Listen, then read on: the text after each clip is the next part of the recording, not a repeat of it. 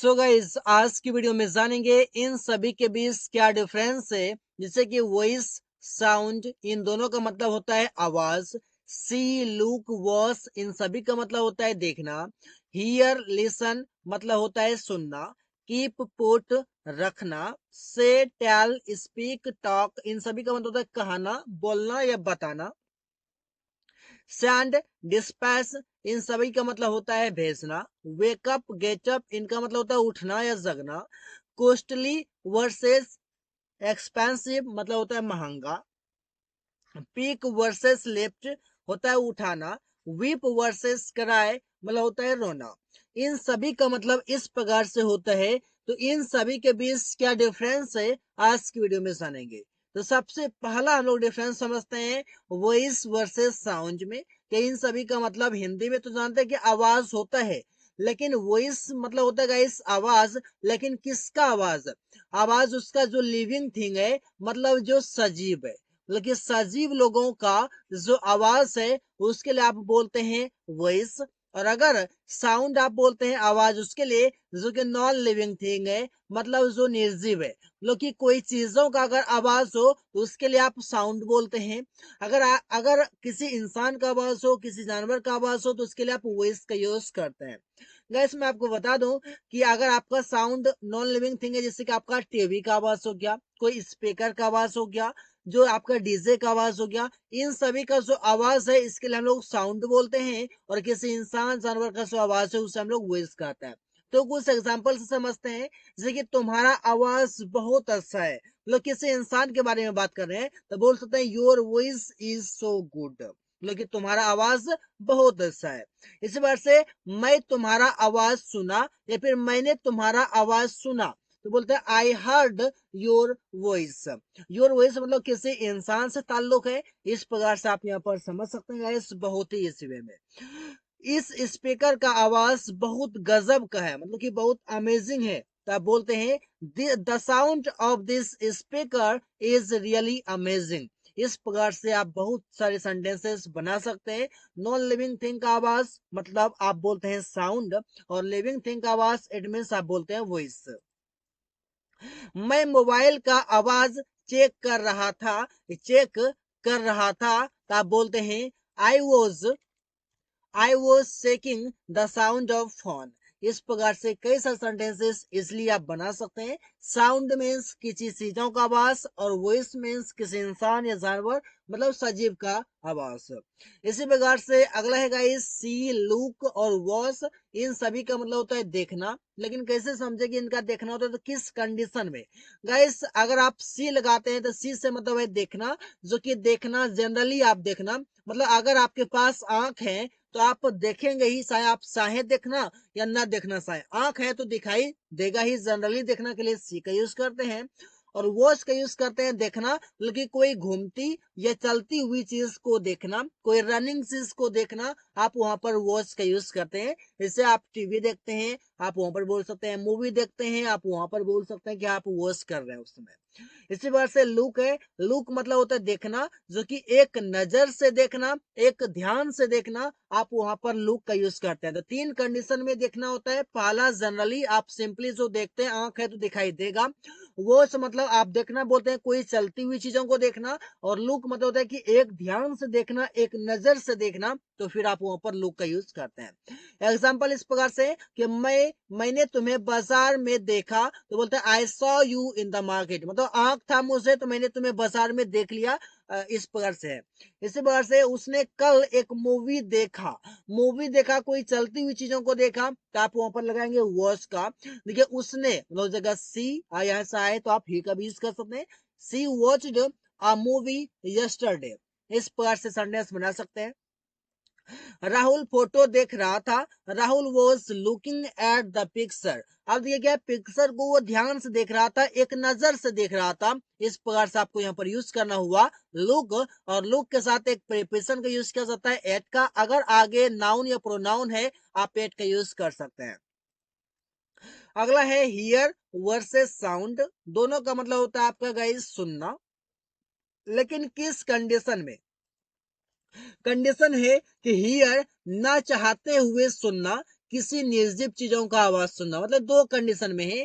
पहला तो यह है कि ना चाहते हुए आपका सुनने का मन नहीं है, लेकिन कान है तो सुनाई देगा ही। जैसे कि आप बोल सकते हैं कि किसी निर्जीव चीजों का आवाज सुनाई देना, जैसे कि आप बोल सकते हैं हवा चल रही है, वो आपका बोल सकते हैं कि उसका आवाज है। बम फटने की आवाज हो गया, किसी वैन का आवाज हो गया, इन सभी का आवाज सुनने के लिए आप बोलते हैं हियर का यूज।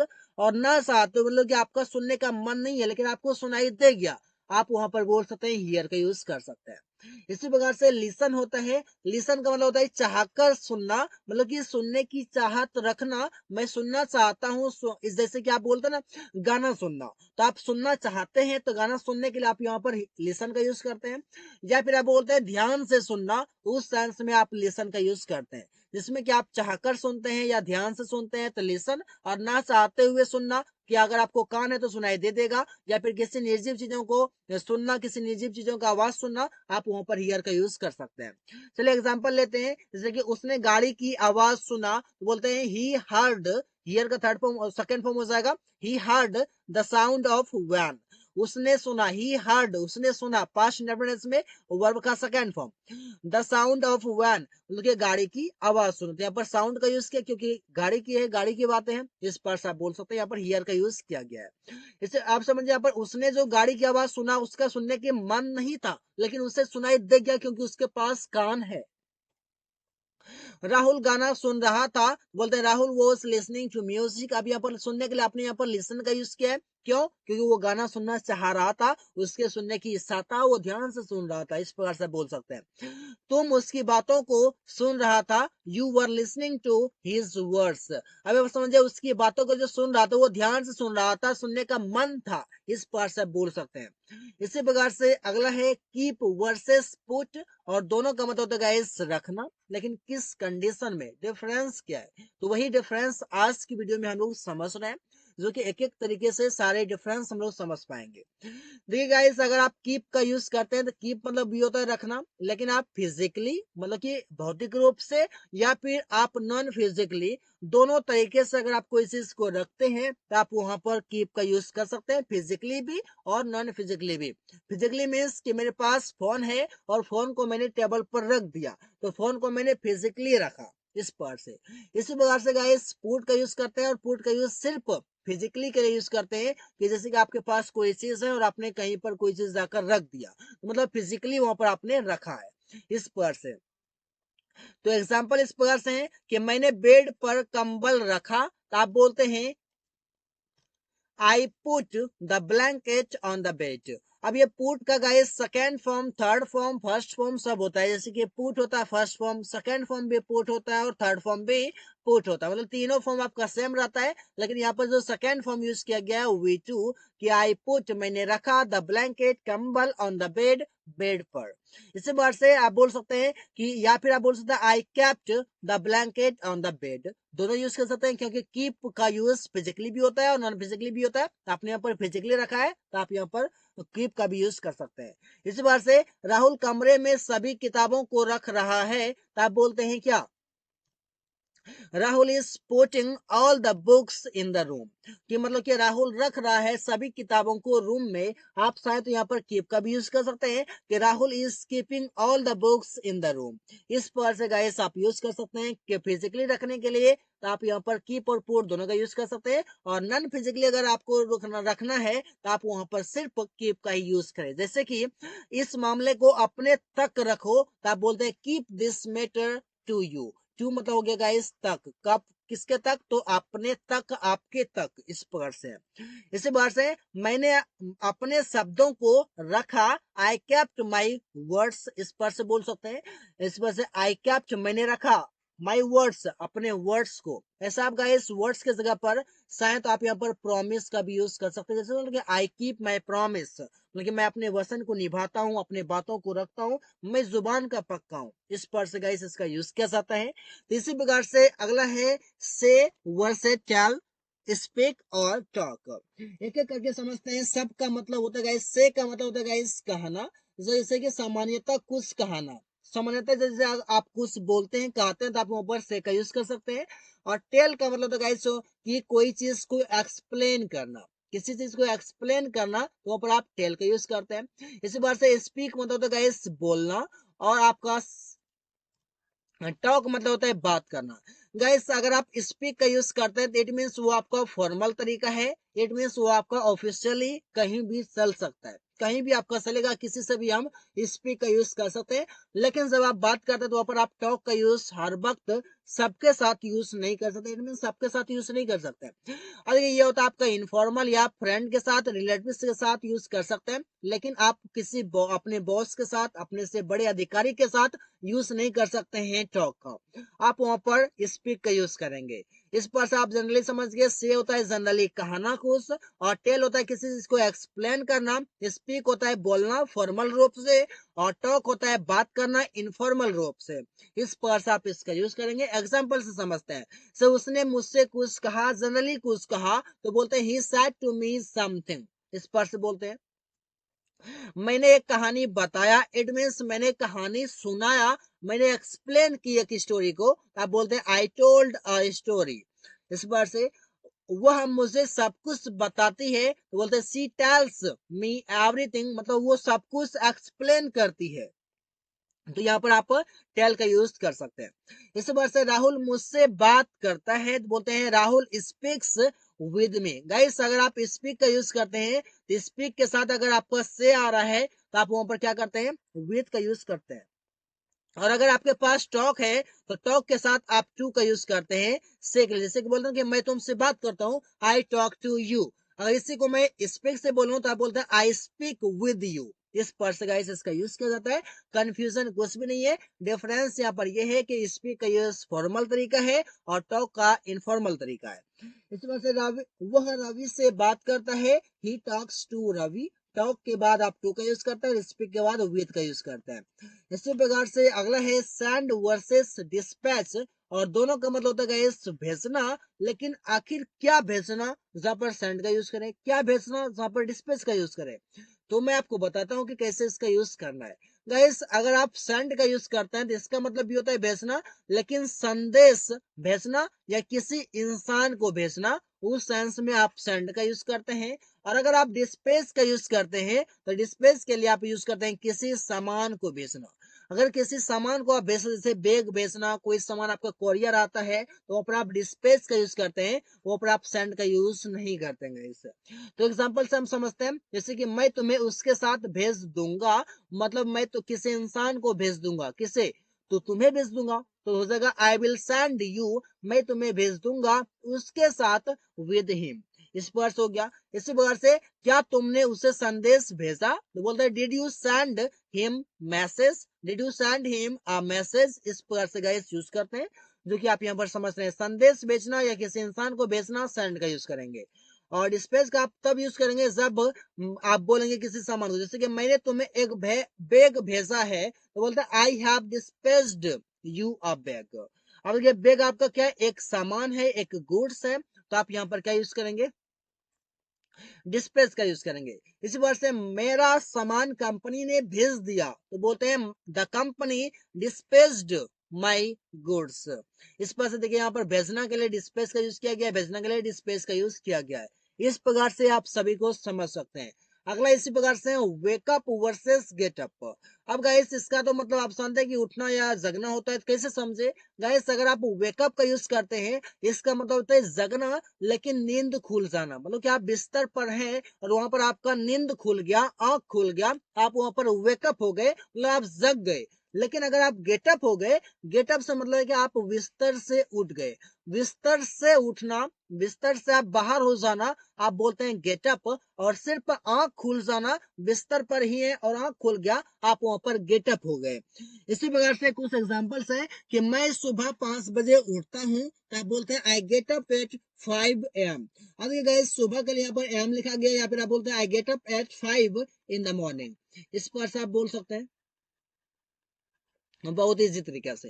अगला इसी प्रकार से है कि वह 6 बजे जगता है, तो बोलते हैं he wakes up at 6 AM। अब यहाँ पर समझिए, यहाँ पर आपका यहाँ पर वेकअप से मतलब यहाँ पर ये है कि वो जग जाता है, उसका आंख खुल जाता है, लेकिन वो बिस्तर से बाहर 6 बजे नहीं आता है। इसी प्रकार से आप अगला यूज समझिए पिक वर्सेस लिफ्ट, और इसका मतलब होता है गाइस दोनों का मतलब होता है उठाना। तो कैसे समझे कि आखिर दोनों का यूज कहाँ करें? पिक का यूज आप तब करते हैं जब ऐसी कोई सामान को उठाना जो हल्की हो, ऐसी कोई सामान जो हल्की हो उसे उठाने के लिए आप पिक का यूज करते हैं। और आप लिफ्ट का यूज तब करते हैं ऐसी कोई चीज है जो बहुत भारी हो, आप उसके लिए लिफ्ट का यूज करते हैं। तो फॉर एग्जाम्पल जैसे बोल रहे हैं कि इस बैग को उठाओ, तो बैग तो बहुत भारी नहीं है, आप हल्का है तो बोल सकते हैं कि पिक दिस बैग, इस पर से बोलते हैं। इसी प्रकार से मैंने वहां से मोबाइल उठाया, मोबाइल आपका भारी उतना नहीं है, हल्का है, तो आप बोलते हैं I picked a phone from there, इस पर से। इसी प्रकार से बोलते हैं किरण ने बस को उठा लिया, तो बस तो हल्का नहीं है, बस भारी है, तो उसके लिए आप यूज करेंगे लिफ्ट का, बोलेंगे किरण lifted the bus, Kiran lifted the bus, मतलब किरण ने बस को उठा लिया या फिर उठा दिया। इसी वजह से किरण कार को उठाने जा रही है, Kiran is going to lift the car. Lift मतलब उठाना, लेकिन किसी भारी चीज को उठाना, किसी चीज हल्के चीज को उठाना मीन्स पिक का यूज करते हैं। गाइस इसी प्रकार से अगला है विप वर्सेस कराए। विप और कराए दोनों का मतलब होता है रोना, लेकिन अलग अलग कंडीशन है इसका। कंडीशन ये है कि अगर आप विप का यूज करते हैं तो धीरे धीरे रोना के लिए आप यूज करते हैं विप, मतलब कि ऐसा रोए कि आंख से आंसू आए लेकिन अधिक आवाज ना हो। और अगर आप कराए का यूज करते हैं तो कराए से मतलब ये जोर से रोना, जैसे कि बच्चे रोते हैं तो वो जोर से रोते हैं, ऐसा रोते हैं कि मतलब कि बहुत दूर दूर तक आवाज पहुंच जाता है। दूर दूर मतलब क्या, ऐसा कि आपका 100-200 मीटर तक आवाज आसानी से पहुंच जाता है अगर बच्चे रोते हैं तो। इसी प्रकार से बोल सकते हैं कि बच्चे रो रहे थे, तो बोलते हैं चिल्ड्रन वर क्राइंग, क्योंकि बच्चे जोर से रोते हैं, तो आप यहाँ पर क्राई का यूज कर लिए। इसी प्रकार से कि तुम क्यों रो रहे हो, क्या बोलते हैं वाई आर यू वीपिंग, मतलब कि तुम ऐसा रो रहे हो कि दूसरे को पता भी नहीं चल रहा, आंख से आंसू आ रहा है लेकिन दूसरे को आवाज नहीं सुनाई दे रहा है, धीरे धीरे रो रहे हो, तो आप वहां पर वीपिंग का यूज कर सकते हैं। इस बार से वह रो रहा है, तब बोलते हैं ही इज वीपिंग, मतलब धीरे धीरे रो रहा है, जोर से रो रहा है तब बोलते हैं ही इज क्राइंग। इस बार से आपको समझ आ गया कि वीप और क्राई का यूज कब करते हैं। अगला है कॉस्टली वर्सेस एक्सपेंसिव, और दोनों का हिंदी मतलब होता है महंगा। आप किस सेंस में कब लगाएं कॉस्टली, कब लगाएं एक्सपेंसिव? तो गाइस अगर आप कॉस्टली यूज करते हैं तो इसका मतलब ये है कि जब सस्ती चीजें महंगी महसूस हो, महंगी फील हो, आप उस समय कॉस्टली का यूज करते हैं। कि कोई चीज ऐसी है जो कि सस्ती है लेकिन वो महंगी है, अभी महंगी है प्रेजेंट टाइम में, इट मीन्स वो आप वहां पर कॉस्टली यूज कर सकते हैं। और अगर आप एक्सपेंसिव का यूज करते हैं, इट मीन्स के कीमती चीजें, जैसे आप जगुआर ऑडी इस सब का अगर कार का नाम लेंगे, आप वहां पर वो क्या है एक्सपेंसिव है, क्यों, वो कीमती चीजें हैं। अगर आप सिंपली अगर आप कोई कार लेंगे 4-5 लाख 8 लाख वाला, तो वो आपका क्या हो जाएगा, आपका हो जाएगा वो क्या, कॉस्टली, मतलब कि कोई सस्ती चीज है लेकिन महंगी लग रही है, लेकिन 8 लाख की कार है उसे आपको 12 लाख बताया जा रहा है, तो आप वहां पर क्या बोलेंगे, जब सस्ती है कि मतलब इसका 12 लाख दाम नहीं है लेकिन फिर भी 12 लाख दिया जा रहा है, मतलब ये सस्ती होनी चाहिए लेकिन फिर भी 12 लाख लिया जा रहा है, तो आप ऊपर एक्सपेंसिव नहीं बल्कि कॉस्टली का यूज कर सकते हैं। एग्जाम्पल से आपको समझ आएगा, जैसे यह मोबाइल महंगा है, तो आप बोलते हैं दिस मोबाइल इज कॉस्टली। अब कॉस्टली से मतलब ये है कि मोबाइल का दाम इतना नहीं है लेकिन फिर भी इतना लिया जा रहा है, तो आप वहां पर सस्ती है लेकिन सस्ती वो दे नहीं रहा, सस्ती वो सेल नहीं कर रहा, इट मीन्स आप वहां पर कॉस्टली का यूज कर सकते हैं। इसी बार से बैग महंगा है, अब बोलते हैं the bag is expensive, it means bag सच में कीमती है, सच में एक्सपेंसिव है, तो वहां पर आप एक्सपेंसिव का यूज कर सकते हैं। बाइक महंगा है, आप बोलते हैं a bike is expensive, it means कि बाइक सच में एक्सपेंसिव है, सच में महंगा है, तो आप वहां पर एक्सपेंसिव का यूज करेंगे। और जब सस्ती चीजें हो, जिस दाम में वो सेल किया जा रहा है अभी, लेकिन उस दाम में अभी दिया नहीं जा रहा, बल्कि आप समझ सकते हैं कि ये आप कोई बाइक है आपका, और कोई बाइक आपका मिल रहा है 1 लाख में, और वो अभी जो है दाम उसका हो गया है 1.5 लाख हो गया, मतलब कि 1.5 लाख हो गया, तो आप बोल सकते हैं वहां पर क्या बोल सकते हैं, बोल सकते कि 1 लाख तो ठीक है, ये मैं दे सकता हूँ, ये मेरे लिए कॉस्टली नहीं है, लेकिन आप यहाँ पर समझे कि ये आपका 1 लाख तो ठीक है, लेकिन 1 लाख में अभी दिया नहीं जा रहा है बल्कि 1.5 लाख में दिया जा रहा है। जब 1.5 लाख में दिया जा रहा है, सस्ती तो है लेकिन वो अभी महंगी फील मुझे हो रही है, क्योंकि इसका दाम 1 लाख है और दिया 1.5 लाख में जा रहा है, तो महंगा फील ऑब्वियसली हो ही जाता है। इस प्रकार से इसका कहने का मतलब है गाइस, जो कि बहुत ईजी है। So guys thanks for watching, that's all for today.